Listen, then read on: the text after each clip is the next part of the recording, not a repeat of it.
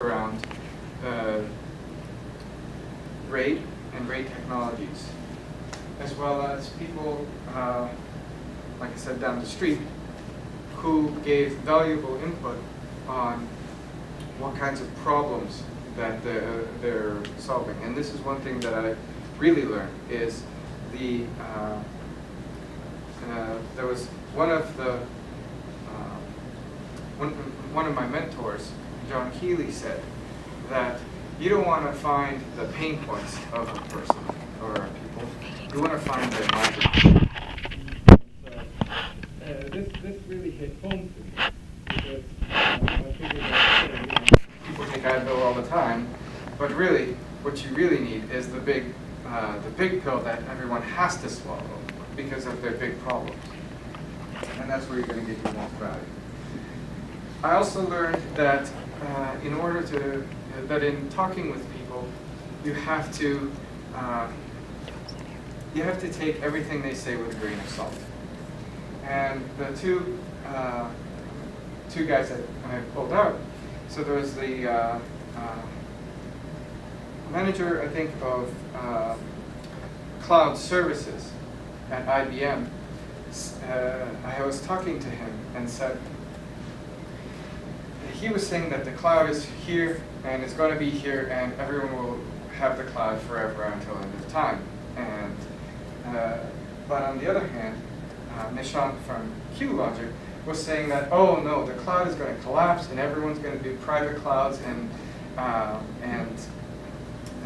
the public cloud is a scary place because your stuff could get hacked, stolen, and stuff like that.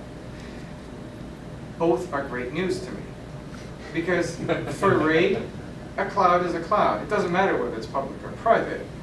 You still have your data in the cloud. And as we know, the cloud is made up of hard drives. So, so in essence, there was a lot of learning that was going on in my little world.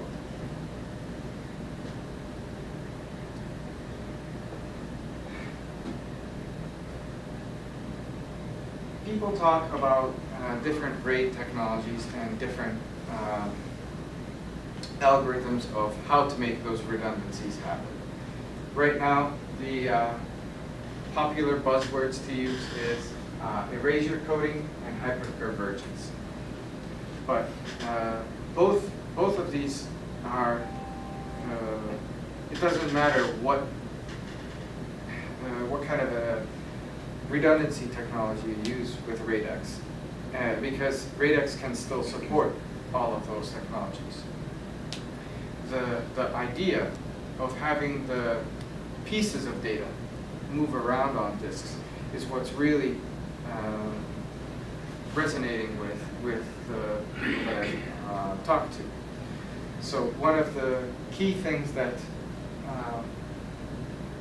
I learned is that companies love it if you have a set of disks that you can make faster by adding a couple faster disks.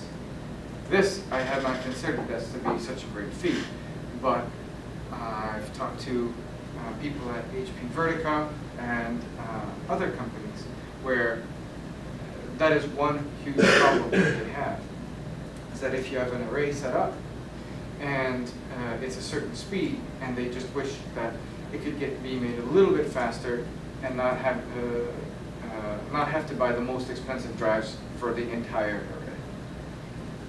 So this made a huge change in gears in terms of the way I look at RaidX in the business sense. I also learned that there's also two schools of thought in terms of storage technologies. Depending on who I talk to, there's people who say that I should open source some base functionality of RaidX and sell as a added value some additional features that RaidX does. And others say that I should just license the whole entire thing as a packaged software. The open source route I have not even considered, because I figured that, hey, if you open source, you gave out the secret sauce, well, cat's out of the bag. But this is one thing that I learned through this program, is that that actually could help build customer relationships and create a bigger base of people who are using your technology and likely to be future users and future influencer.